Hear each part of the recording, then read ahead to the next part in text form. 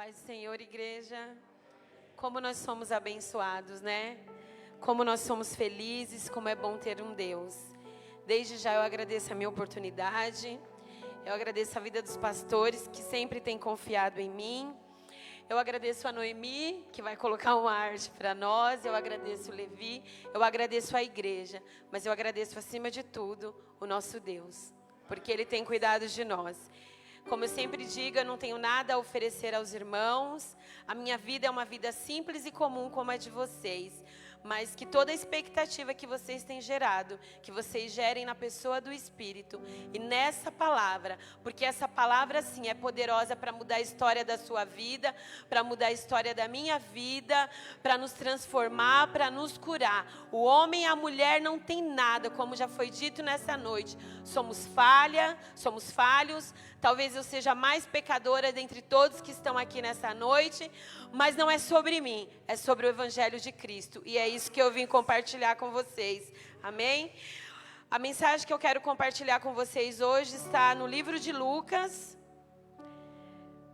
no capítulo 6, a partir do versos 46 até o verso 49. É a parábola que fala do sábio e do insensato, do construtor prudente e do construtor imprudente. Então, Lucas 6, 46. Amém? Amém, glória a Deus. Então, vamos lá.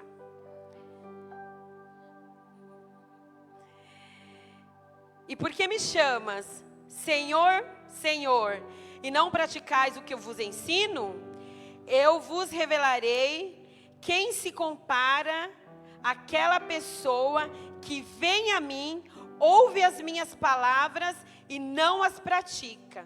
É como se fosse um homem que ouve as minhas palavras e as pratica. Desculpa, vamos começar. E por que me chamas, Senhor, Senhor, e não praticais o que vos ensino?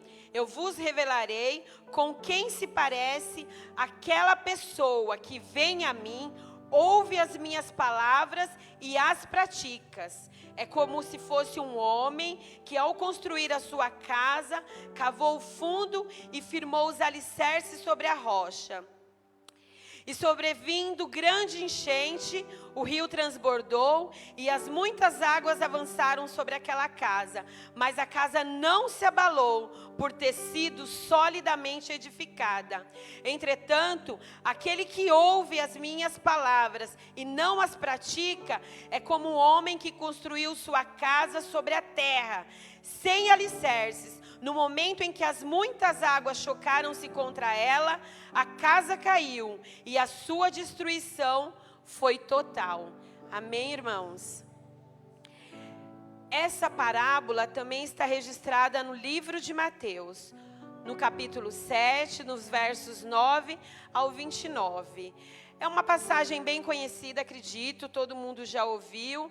E Jesus, ele tem essa magnitude para nos ensinar, né? Sempre que ele quer nos ensinar alguma coisa, ele pega uma parábola, algo que é fácil da gente elaborar na mente aquilo que ele está tentando nos ensinar, né? Então, Jesus, o que ele pega? Ele pega um construtor e a construção, a edificação de duas casas, vamos dizer assim. E aí Jesus começa essa parábola fazendo uma pergunta para os discípulos e para toda aquela multidão que estava ali ouvindo. E hoje, a minha oportunidade, eu também quero começar com vocês fazendo uma pergunta. Essa pergunta que estava aqui. Onde e como vocês têm edificado as vossas vidas, as vossas casas? Onde e como?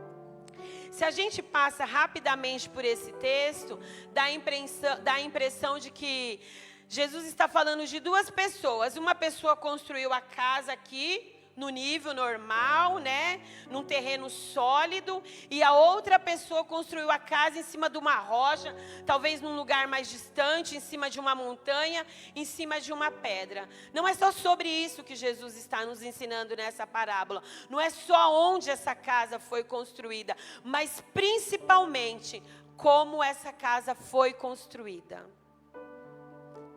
Então, irmãos, como nós temos construído a nossa vida diante de Deus, né?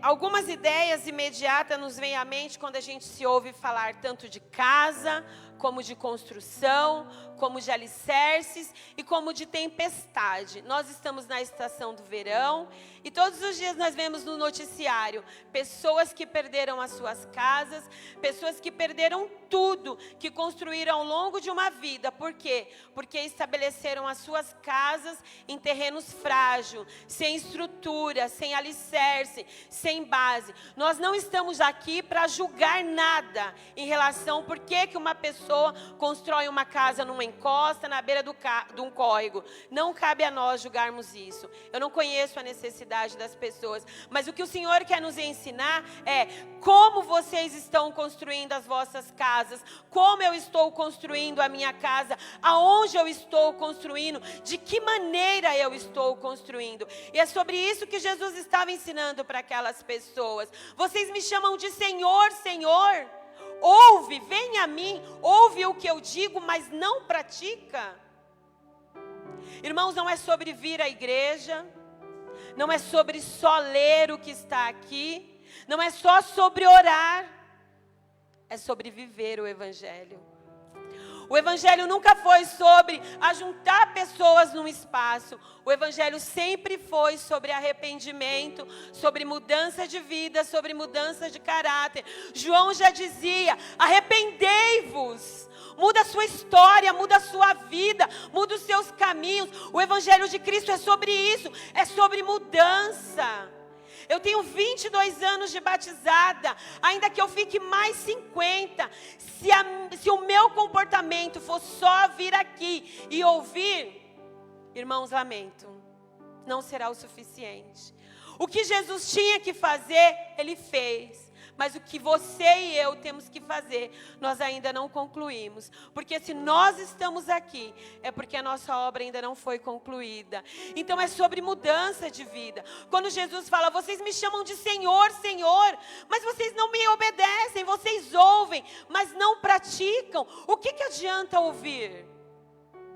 Você vai no médico, o médico fala: você está com isso, está com aquilo outro. Você compra o remédio, você leva o remédio para casa. Mas se você deixar o remédio na pia, no armário, na cômoda, no banheiro, seja lá onde for, e você não tomar aquele remédio como lhe foi indicado, você não irá sarar. Você não vai ser curado. Assim é a nossa caminhada com Cristo. Não adianta eu vir quarta, não adianta eu vir sexta, não adianta eu vir domingo, não adianta eu vir na consagração, não adianta eu vir todo dia se eu não estou disposta a mudar, a fazer as coisas de acordo com o que a palavra de Deus me orienta. Não é de acordo com o que o pastor orienta, com o que o meu líder orienta, mas é o que a palavra de Deus nos orienta.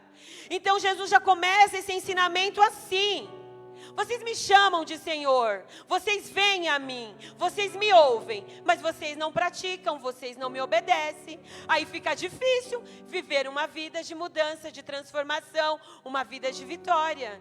E é sobre isso que eu vou tentar falar com vocês nesse texto. A palavra de Deus fala, mas eu nem sei se eu sou capaz de falar tudo que o Senhor tem me orientado, mas amém. Então, quando tem alguns pontos aqui que é importante nesse ensinamento, Jesus fala sobre casa, Jesus fala sobre alicerce, Jesus fala sobre construção, e Jesus também fala sobre tempestades, sobre vendavais, sobre transbordamento de rios, sobre os dias maus. Jesus fala sobre muita coisa numa simples parábola. E aí todas as vezes que nós pensamos em casa, nos vem à mente algumas ideias. Quando nós falamos de casa, nós logo pensamos em abrigo, lugar onde nos protegemos, lugar onde nos protegemos do frio, do calor, da chuva, dos ventos e dos intrusos. Também casa nos remete a um lugar seguro, onde guardamos nossos bens. Casa também pode ser um lar, onde nossas histórias se desenvolvem, onde fortalecemos nossos laços, um lugar onde depois de uma longa viagem, curta ou pequena, num lugar bom ou não tão bom, depois de um período longe de casa por motivos de saúde ou por qualquer outro motivo, lar é esse lugar que a gente quer voltar, né? Porque é o nosso lugar de segurança, é o nosso abrigo, é o nosso lugar gostoso, é o nosso aconchego. Então, casa é este lugar. E aí, quando a gente vê Jesus falando sobre a construção de uma casa, irmãos, é simples construir uma casa? Eu nunca construí. Mas eu imagino que não seja simples construir uma casa. Construir uma casa requer tempo, requer disciplina, requer dedicação, requer trabalho, requer dinheiro, requer diligência. Muitas das vezes não vai ser num período curto, vai ser num período talvez mais longo do que aquilo que você se propôs a fazer. Então, construir uma casa não é simples. Então, Jesus não está falando só de coisas simples ali. Ele está falando de muitas coisas. E aí, Jesus também fala de alicerce. Cavou na superfície, mas não fez um alicerce profundo. O outro já foi mais, como se diz? Mais esforçado talvez, mais inteligente também, mais dedicado. E ele cavou fundo, até encontrar uma superfície rochosa, segura, para ele estabelecer a casa dele. E talvez esse seja o ponto-chave desse ensinamento de Jesus. E o texto também fala de chuva forte, de vendavais, de transbordamentos de rios, de todas essas coisas. Então, o que a gente precisa entender? Às vezes a gente pode pensar que quando Jesus está fazendo a comparação entre um construtor prudente e o outro insensato, ou um construtor prudente e o outro imprudente, ou um sensato e o outro insensato, talvez a gente ache que Jesus está falando do ímpio e do cristão, né? Talvez a gente se sinta nesse lugar de construtor prudente, sensato. E aí a gente olha para as pessoas que estão no mundo e fala: ele é um imprudente, ele é um insensato. Não é sobre isso.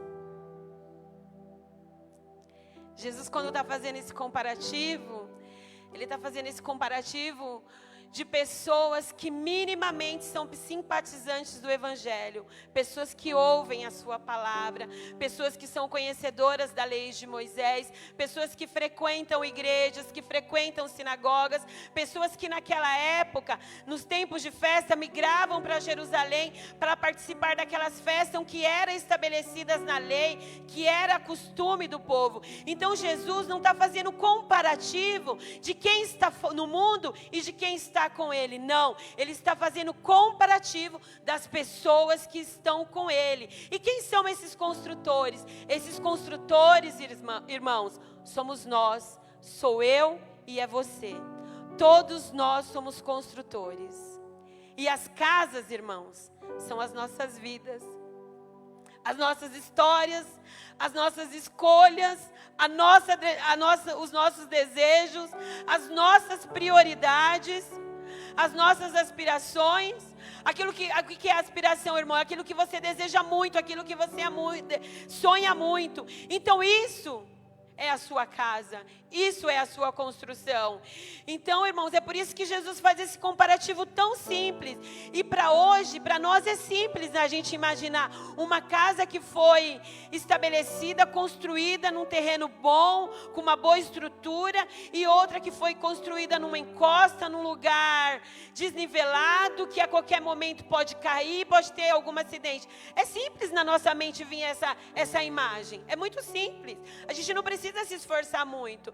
E para aquelas pessoas também não foi difícil, porque Jesus trabalhou com elementos que também para aquele povo era fácil de compreender. A região onde Jesus estava ensinando isso era uma região próximo do mar da Galileia. E na época do verão, o solo ficava firme, bem firme mesmo. Então Jesus está falando: olha, um construiu a casa aqui, mas não cavou fundo. O outro construiu a casa aqui, mas cavou fundo, ele foi mais profundo.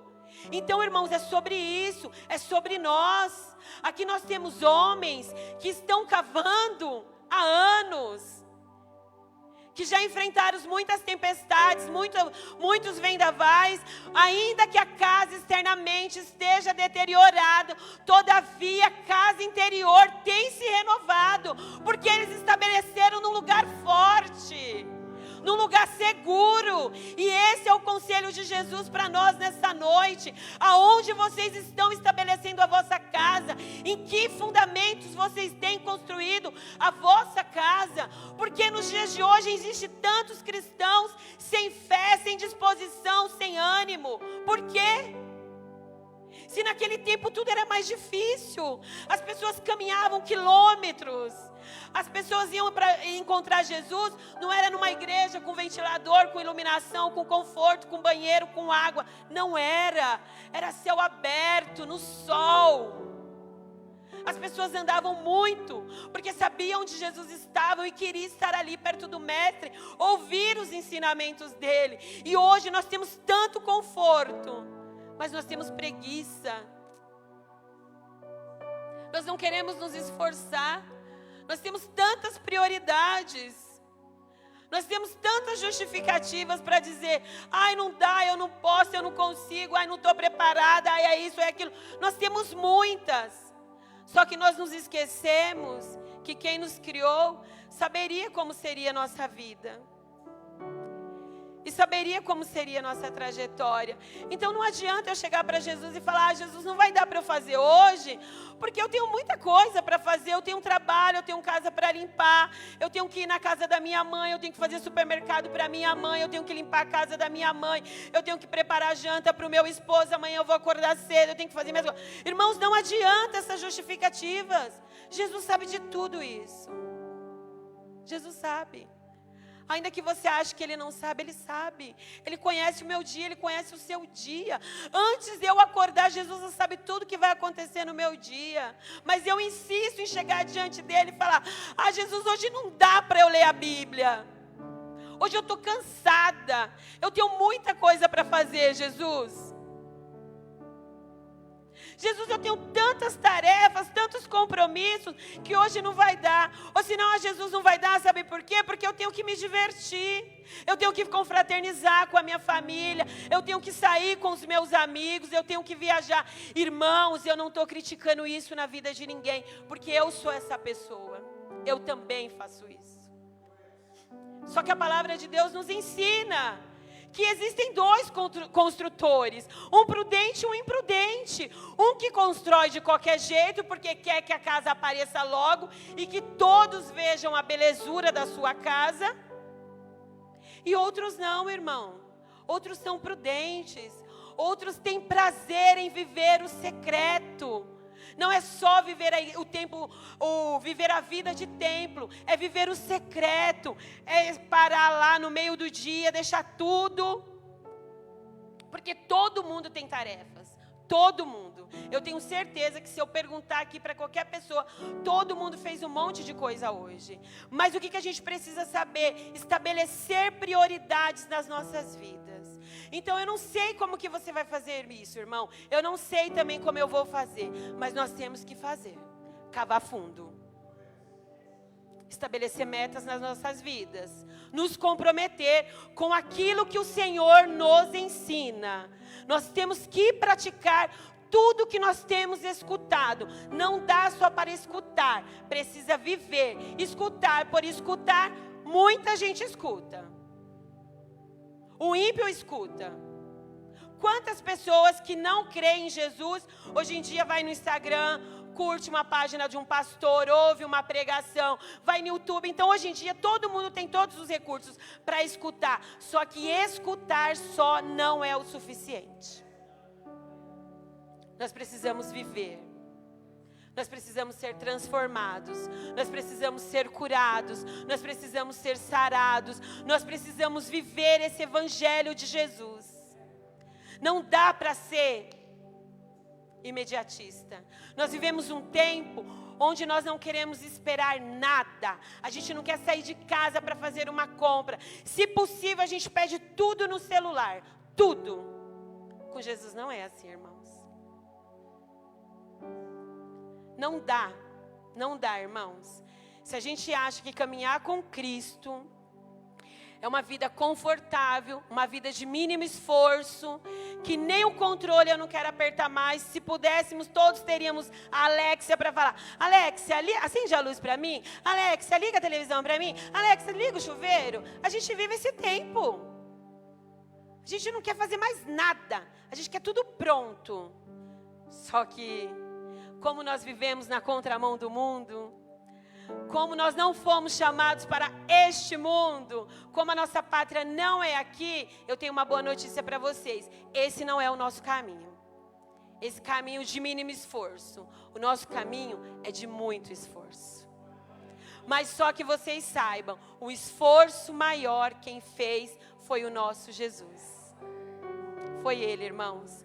Ainda que para nós seja muito difícil, nada se compara ao que Ele fez. Jesus podia ter sido esse homem do futuro, desse século, desse tempo presente, ou do tempo que ainda vai vir, que tudo é assim, ó, no estalar de dedos. Jesus poderia ter sido esse, mas Ele não fez assim. Ele viveu 30 anos praticamente no anonimato, vivendo de acordo com aquilo que o Deus Pai havia proposto para ele, de acordo com aquilo que o Senhor queria que ele fizesse. Ele viveu assim, até que aos 30 anos, até os 33, foi o evangelho dele, foi aonde ele se apresentou para o mundo, foi aonde ele levou a mensagem dele, foi aonde ele fez tudo o que tinha que fazer. E a gente quer construir uma casa em 5 minutos. Se possível, eu já quero, ó, as paredes prontas, só colocar aqui em pé e está tudo certo. Não é assim, irmãos. Jesus é Deus. Ele sabia o combinado com o Pai. Mas se Ele quisesse, Ele falava: Pai, eu vou fazer uma parte. Mas não vou ficar no ventre de uma mulher que eu nem sei quem é. Eu não vou ser igual aquelas outras crianças. Eu não vou brincar, eu não vou me sujar na areia. Eu não vou bater martelo, eu não vou viver essa vida simples. Eu vou chegar e vou fazer o que eu tenho que fazer. Vou tirar o pecado do mundo de uma vez só. Ele podia fazer isso, não podia? Mas Ele não fez. Ele não fez por quê? Para nos ensinar que a caminhada com Ele é difícil, mas vale a pena. É uma caminhada de esforço, mas vale muito a pena. Irmãos, depois de um dia de trabalho, de esforço, você chega aqui, você ouve a palavra, você adora um Deus vivo, a sua alma enche de paz, o seu corpo é renovado, o seu espírito enche de alegria, porque você ouviu algo que te alimenta, que te sustenta, que te dá forças para continuar, certezas para continuar, certezas de que existe um Deus cuidando de você, e que se você estabelecer a sua casa sobre a rocha que é Jesus, ainda que venha a maior tempestade do mundo, ainda que venha tsunami, ainda que venha transbordamento de mares, ainda assim você não será abalado, você não vai cair, você não vai morrer, você não vai perecer, porque a sua casa não está fundamentada naquilo que você faz, simplesmente está fundamentada em Jesus, a nossa rocha viva. É sobre isso esse ensinamento. É sobre ter fé, é sobre ter obediência, é sobre ter disciplina. Nós precisamos ser este povo. A igreja de Jesus precisa marchar sobre a terra com estes princípios. Irmãos, aqui dá de entender que talvez essas casas foram construídas próximas. E talvez você chega num lugar e você vê aquelas casas bonitas, visivelmente, externamente, mas você não sabe quem é o construtor, prudente e imprudente. Você não sabe, eu não sei. Só Jesus é que sabe. Talvez a casa do imprudente seja visivelmente mais bonita, até porque ele construiu mais rápido, até porque o dinheiro que ele ia gastar em cavar, em fazer um bom alicerce, ele gastou para deixar a fachada da casa bem bonita. Mas não é sobre casa bonita, é sobre casa estável. É sobre casa constante. Esse é o nosso chamado. É para a gente ter estabilidade, é para a gente ter constância em Jesus. Então, irmãos, nós somos os construtores, as pessoas que expressam a fé publicamente. Os construtores somos nós, frequentadores de igreja, ouvintes da palavra de Deus.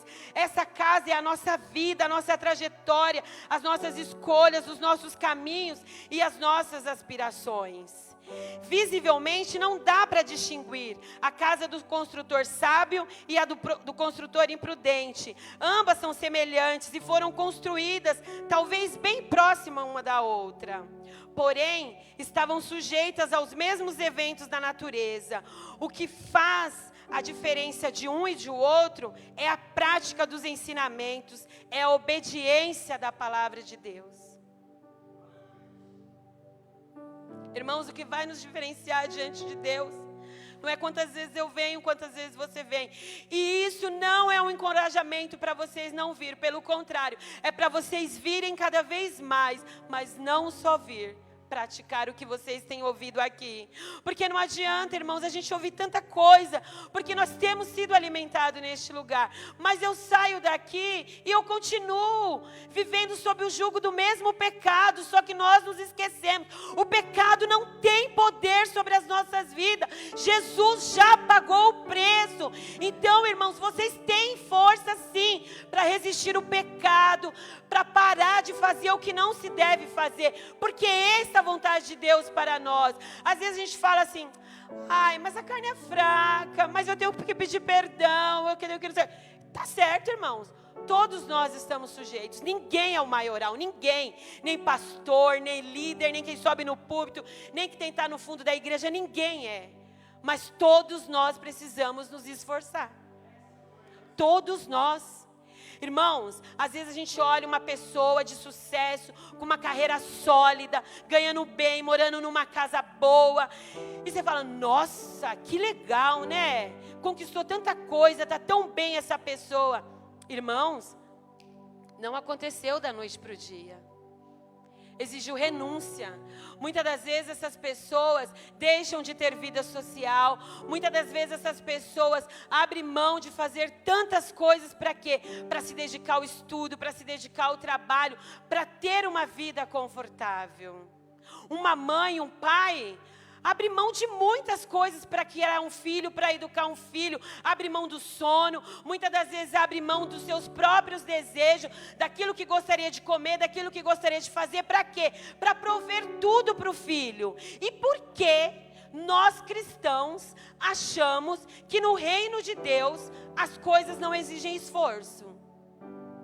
Se para você conquistar qualquer coisa na sua vida, você precisa se esforçar, por que nós negligenciamos tanto as coisas de Deus? Por que nós temos essa falsa sensação de que para conseguir as coisas de Deus nós não precisamos fazer esforço? Ah, Jesus já pagou o preço.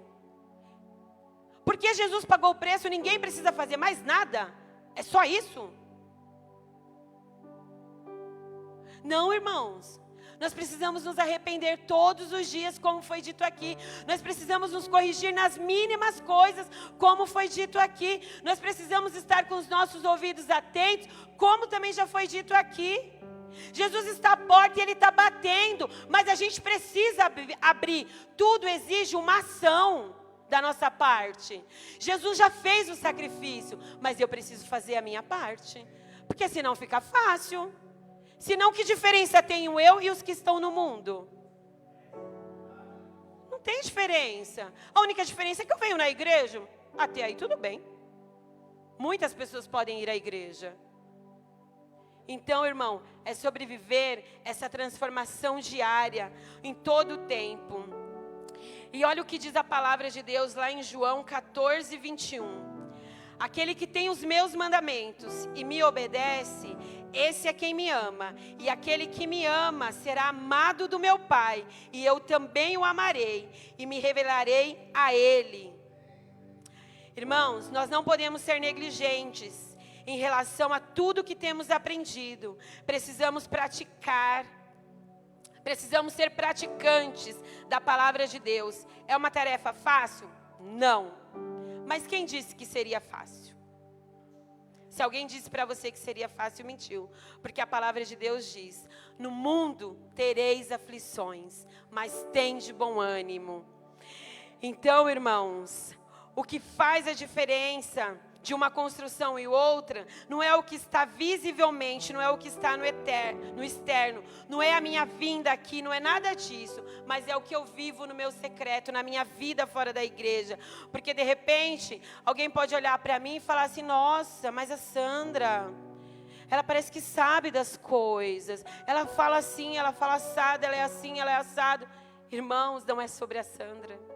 É sobre Jesus, e não é sobre como eu falo, é sobre como eu vivo, é sobre como eu me esforço para viver diariamente. O Evangelho é sobre isso, nós nos esforçarmos diariamente para fazermos as coisas certas, de acordo com a palavra de Deus. E a palavra de Deus está recheada de versículos que nos encoraja a vivermos uma vida de transformação constante. Eu queria ler alguns versículos com a igreja. Romanos 2, do verso 1 até o verso 3. Mentira, irmãos, desculpa. Hebreus 2, do 1 ao 3. Hebreus 2. Por isso, é fundamental prestarmos atenção, mas ainda às verdades que temos ouvido, para que jamais nos desviemos dela. Pois se a mensagem proferida por anjos provou sua firmeza, e toda a transgressão e desobediência recebeu a devida punição, como nos livraremos se desconsiderarmos tão grande salvação? Esta salvação, tendo sido proclamada pelo Senhor, foi depois confirmada a nós pelos que a ouviam. Então aqui o autor de Hebreus está falando: irmãos, vocês têm que ouvir mesmo, têm que praticar. Se quem ouviu os anjos e não obedeceu os que os anjos falaram, sofreram punição, imagine nós, que já ouvimos falar dessa salvação, que primeiro foi anunciada por Jesus e depois por todos aqueles que ouviram dele. Então quer dizer, se a gente ignorar isso, nós não seremos punidos? Vamos ser, irmãos. O Evangelho de Cristo é amor, mas é justiça também. Em Tiago 1, do 22 ao 25, diz assim: sedes praticantes da palavra, e não simplesmente ouvintes, iludindo a vós mesmos. Porquanto, se alguém é ouvinte da palavra e não praticante, é semelhante a um homem que contempla o próprio rosto no espelho, e depois de admirar a si mesmo, sai e logo será feliz em tudo em que empreender. Irmãos, se nós queremos ser felizes, nós precisamos ser zelosos em relação a tudo que nós temos aprendido. Nós precisamos nos esforçar diariamente. E ainda tem Deuteronômio 13, 14.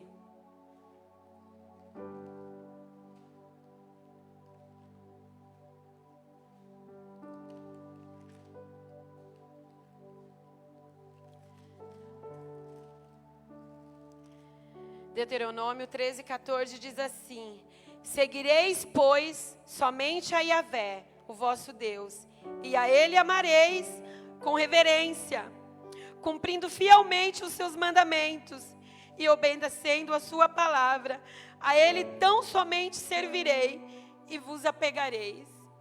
Irmãos, a palavra de Deus está cheia de versículo que nos encoraja a obedecer a Deus, a segui-lo, a perseverar nesse caminho, a não desanimar. E essa é a minha oração para nós nesse tempo. Êxodo também fala, Êxodo 15, 26.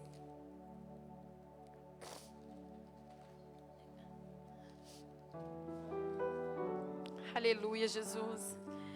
Êxodo 15, 26, irmãos. Êxodo 15, 26 diz assim: declarando: se ouvirdes atentos a voz de Yahvé, teu Deus, e fizeres o que é reto diante dos teus olhos, e se deres ouvidos aos seus mandamentos e guardares ensinamentos, é sobre essa palavra, é sobre a pessoa de Jesus Cristo, é sobre a pessoa de Jesus, é sobre isso, irmãos. Jesus é o nosso maior exemplo de tudo. Ele é o Cordeiro que tira o pecado do mundo. Ele é o maior construtor de todos os construtores. Ele construiu a vida dele diante dos homens, para que todos pudessem ver como se deve construir uma casa, como se deve construir uma vida reta. E ainda assim, nós não queremos nos esforçar. Nós estamos cansados. Nós estamos sobrecarregados, nós estamos cheios de tantas tarefas, de tantos afazeres, que nós nos esquecemos que nós só conseguimos fazer o que fazemos, porque o Senhor tem cuidado de nós. Eu só trabalho hoje, porque Deus me dá um trabalho. Eu só caminho, porque o Senhor garante que eu caminhe. Eu só como, porque Deus me dá. Eu não como porque eu tenho um trabalho, eu como porque Deus me dá. Então é isso que nós precisamos aprender. E muitas das vezes nós achamos que tudo que é visível, como essa casa, é mais importante.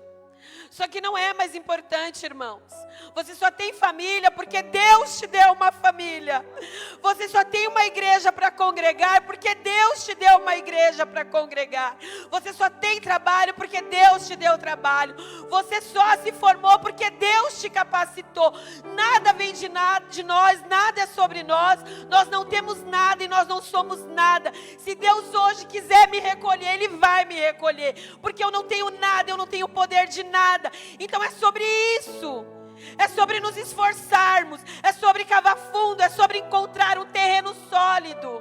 Não importe-se com as aparências, importe-se com a sua vida com Deus. Não importe se as pessoas estão falando, a sua casa está feia, a pintura está deteriorada, a janela não está combinando. Não se preocupe com isso, se preocupe com a sua vida com Deus, porque é Ele que vai te julgar, é Ele que vai garantir a sua eternidade. Não é o homem, não é a mulher, é sobre isso.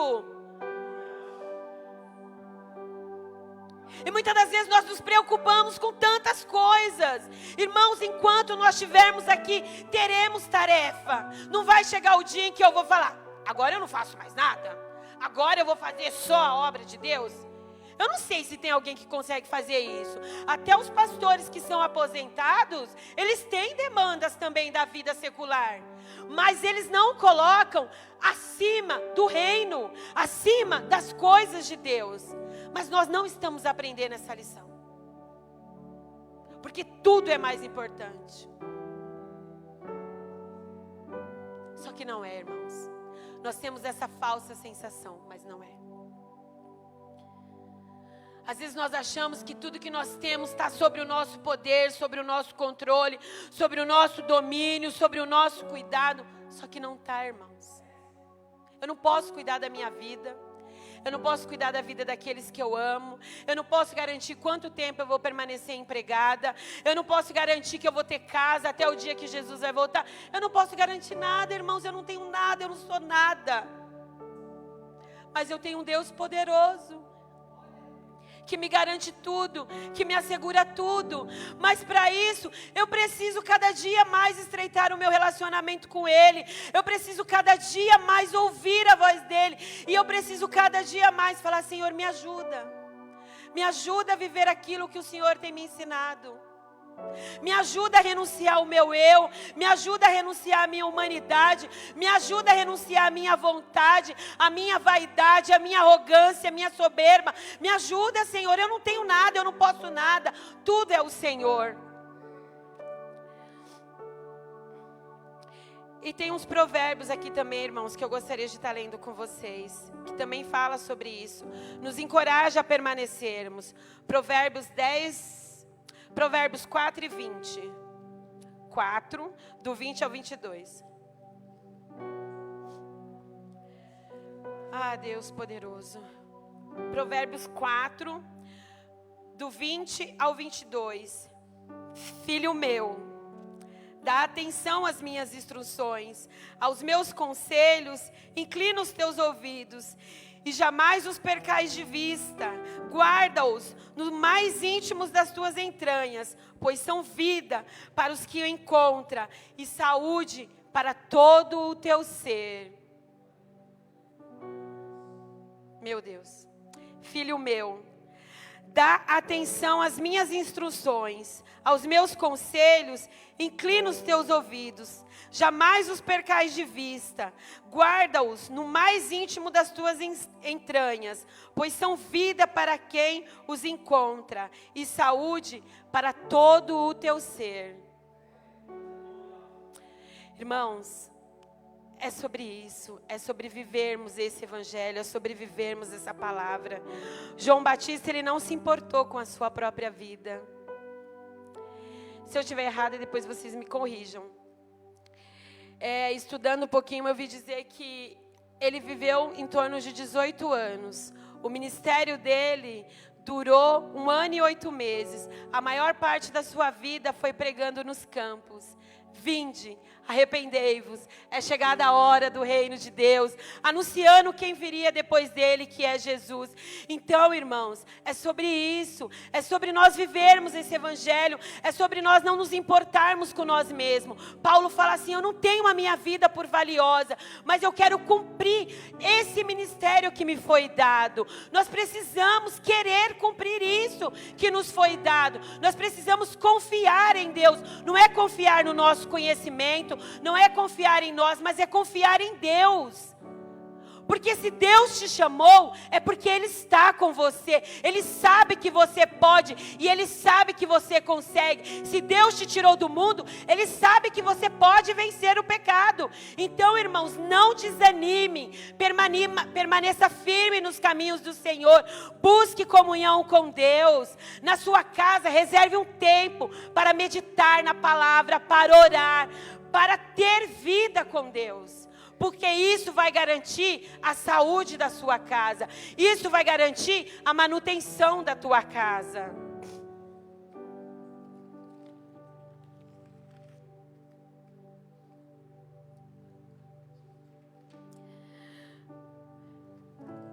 Talvez a casa do insensato seja visivelmente mais bonita, porém a do prudente mais estável e resistente.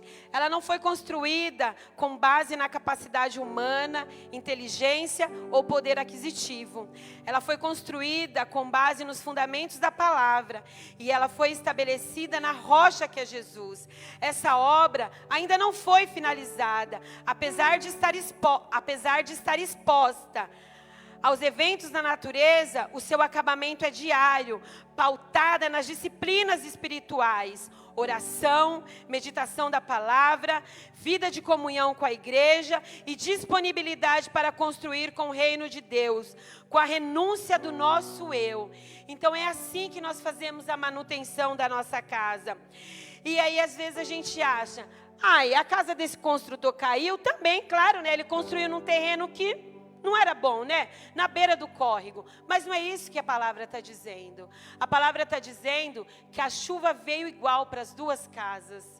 Que o transbordamento veio igual para as duas casas. Que a tempestade, o vento forte veio para as duas casas. Mas o que fez a diferença não foi o solo, foi a construção. O que faz a diferença nas nossas vidas não é o solo, é a maneira que nós conduzimos as nossas vidas. Porque muitas pessoas estão na igreja há muito tempo, mas dado o momento da vida, acontece alguma coisa, desiste da caminhada com Cristo, porque ela não cavou fundo. Porque ela não estabeleceu a sua vida sobre a rocha. A nossa vida não está estabelecida sobre ministérios dentro da igreja. Não é sobre isso. Às vezes a gente acha que porque a gente canta, porque eu tenho oportunidade de ministrar aqui, porque eu já tive a oportunidade de liderar jovens, a gente acha que isso é o que nos faz estar de pé. Não. Antes disso vem uma base, é a sua vida com Deus. Porque se fosse assim, quando todo mundo se debandava de um ministério, o que os pastores iriam fazer? Iam desistir da caminhada com Cristo. Afinal, é sobre igreja cheia, né? Mas não é. É sobre vida com Deus. Pastorear vidas é maravilhoso, é importante? É. Mas não é o essencial para te garantir estar de pé. Eu vir aqui compartilhar isso que Deus tem me colocado com os irmãos é bom, é maravilhoso. Dá medo, muito medo, mas não é o essencial para me manter aqui. Quantos líderes nós vemos cair? Quantos líderes? Quantos líderes nós vemos se entregar ao pecado? Quantos? Nós não estamos julgando, irmãos, entenda bem, não é sobre isso. É sobre vida com Deus. Porque se você está num lugar, você está à frente de um trabalho, você tem que ter mais cuidado ainda, como diz o pastor. Dele será mais cobrado ainda do que de mim, do que de vocês. Mas a gente precisa edificar a nossa casa na rocha, que é Jesus. Porque todo mundo, irmãos, vai sofrer vento forte. Todo mundo vai estar perto de um rio, que o rio vai transbordar. E a sua casa vai, muitas das vezes, encher de água. Todo mundo vai estar num lugar onde o vento vai bater na sua janela. E você vai sentir medo, vai sentir pavor, agonia. Mas se você estiver firmado em Jesus, você não vai cair. Você vai permanecer até o dia da vinda de Jesus. Você vai permanecer. E é para isso que nós estamos lutando, irmão. Para permanecermos. Porque vai chegar o dia que Jesus virá e vai anunciar: vindes benditos do meu Pai, possuir por herança aquilo que vos tenho prometido antes da fundação do mundo. É sobre isso, irmãos. Talvez você perca muitas coisas nessa vida. Talvez você perca muitas pessoas. Talvez os seus sonhos se frustrem. Mas não é sobre isso. É sobre você ter fé em Deus. É sobre você confiar. É sobre você descansar. É sobre você ter a certeza de que Ele é com você. E que Ele não te abandona. Olha para a vida de Paulo, olha para a vida de Pedro, olha para a vida dos homens de Deus. Ninguém teve vida confortável, ninguém teve vida fácil. Muitos apanharam, muitos foram humilhados, muitos foram privados de ter uma vida em família. Mas eles não desistiram, eles permaneceram. Muitos perderam a cabeça e sabiam que ia perder, mas não estava preocupado consigo mesmo. Estava preocupado em se manter fiel a esse evangelho, a essa palavra, a esse Cristo. É sobre isso, igreja. É sobre mudança de vida. É sobre se esforçar diariamente para ser parecido com Jesus.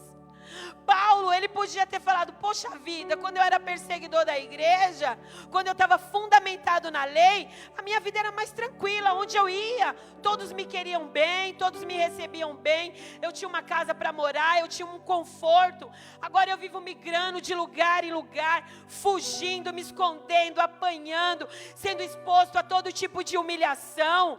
E ele falou: vou parar? Não vou parar, eu vou continuar, eu vou até o fim. Eu ainda não terminei, mas eu prossigo. A gente precisa prosseguir, e prosseguir com alegria, com ânimo, com coragem. É cansativo? É pesado? Mas é bom, é maravilhoso. É maravilhoso.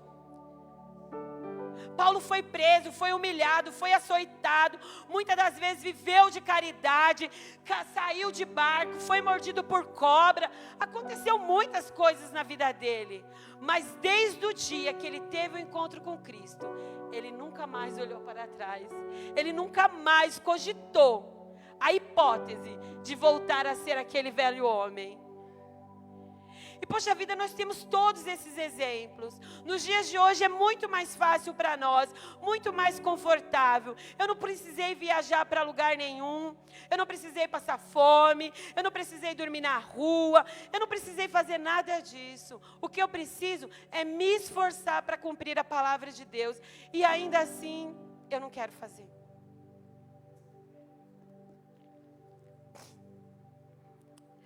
O construtor construiu essa casa com o objetivo de torná-la estável e resistente. Nós estamos falando do prudente, tá? Esse é o desejo de Deus para nós, que sejamos firmes e constantes nele. As adversidades da vida não devem abalar a nossa fé. As coisas boas que nos acontecem também não podem roubar o lugar de Deus. Tudo é dele e provém dele. Por isso, amados, sejam firmes e constantes no Senhor, a rocha na qual estabelecemos a nossa casa. E aí já vamos por versículos finais, irmãos. 1 Coríntios 15.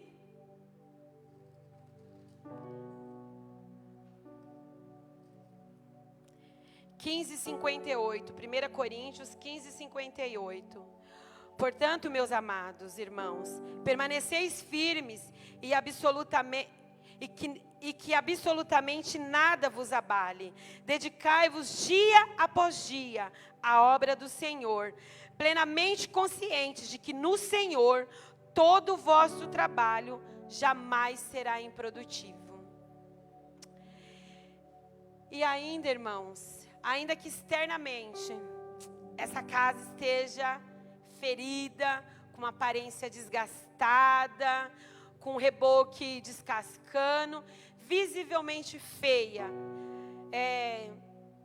visivelmente mal cuidada, maltratada, ainda assim nós precisamos saber que nós somos renovados dia após dia.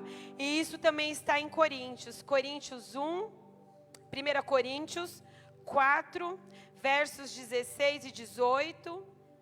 E depois a gente já pula para o 5. E vamos ler os 2 primeiros versículos do 5 também.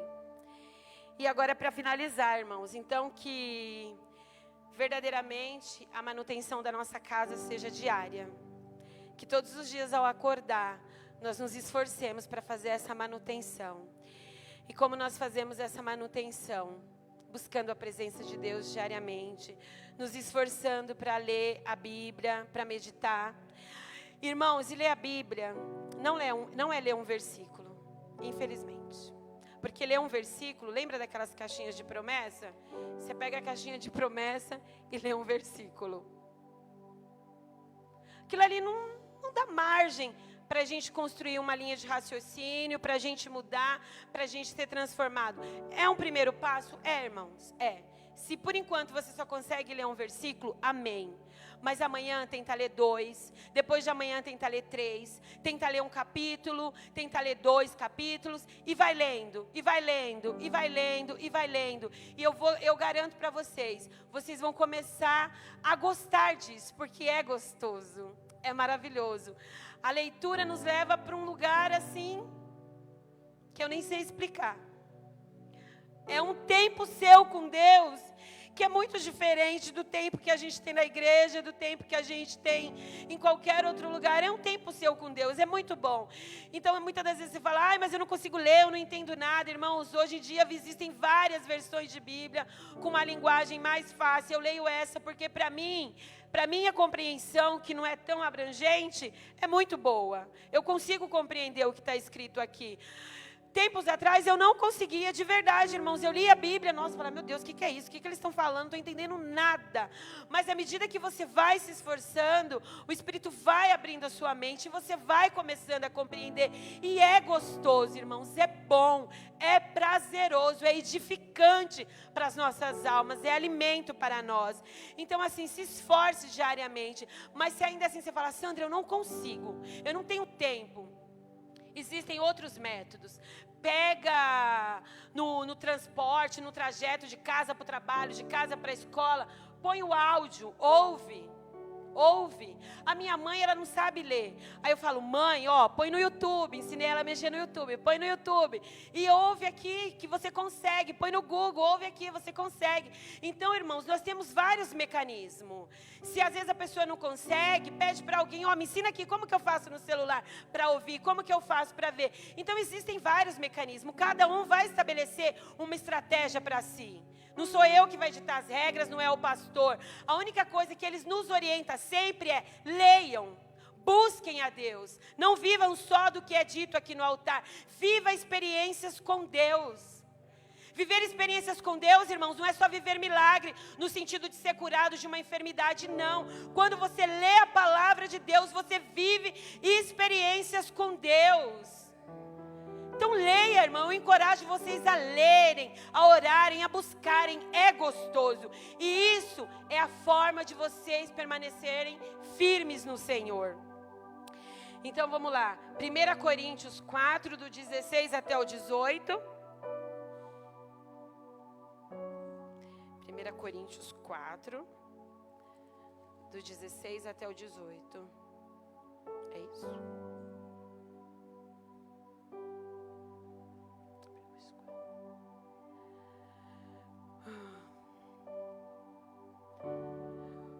Alguns de vós se tornaram arrogantes. Não é isso, irmãos. 1 Coríntios 4, me perdi aqui no último versículo que eu tinha preparado. Acho que não é, vamos tentar. 2 Coríntios 4. Obrigada. É isso. Então, 2 Coríntios 4, obrigada. Deus é na sua vida. 2 Coríntios 4, do 16 ao 18, diz assim: portanto, não desanimamos, ainda que o nosso exterior esteja se desgastando, o nosso interior está em plena renovação, dia após dia, pois as nossas aflições, leves e passageiras, estão produzindo para nós uma glória incomparável, de valor eterno.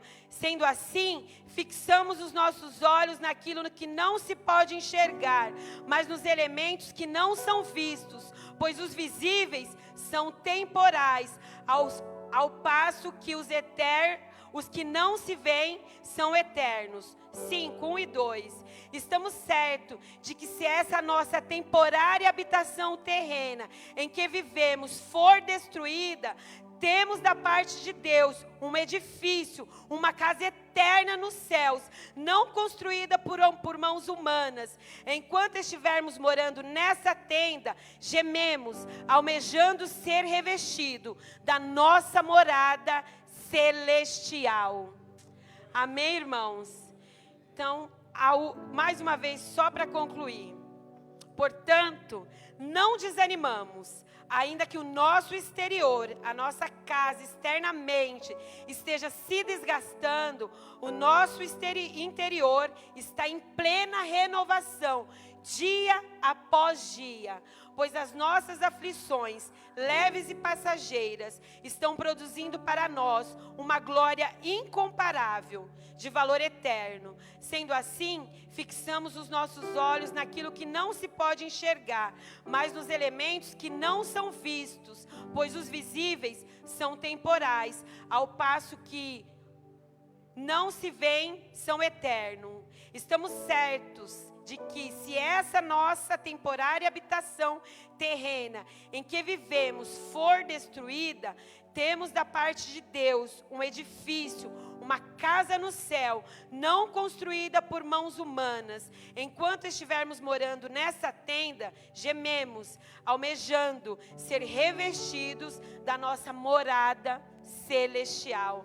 Então, irmãos, enquanto estivermos em nós, devemos nos esforçar para sermos revestidos daquilo que é imortal, daquilo que é indestrutível, daquilo que é inabalável e que nós só alcançamos em Jesus. Amém?